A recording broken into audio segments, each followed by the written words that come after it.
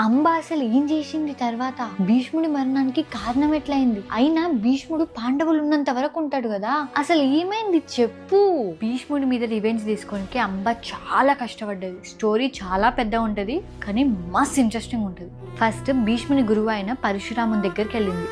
Explain చేసింది, ఇట్లా ఇది అయ్యింది, నన్ను భీష్ముడు తీసుకొచ్చేసిండు అని. అప్పుడు పరశురాముడు భీష్మునికి 2 ఆప్షన్స్ ఇచ్చిండు. 1, అంబని పెళ్లి చేసుకో. 2, నీ మృత్యువుని అంగీకరించు. అధర్మం చేయమని సాక్షాత్తు గురువే చెప్పినా నేను చెయ్యను, అవసరమైతే యుద్ధమే చేస్తా. భీష్ముడు తన గురువు అయిన పరశురామునితో 23 days యుద్ధం చేస్తాడు.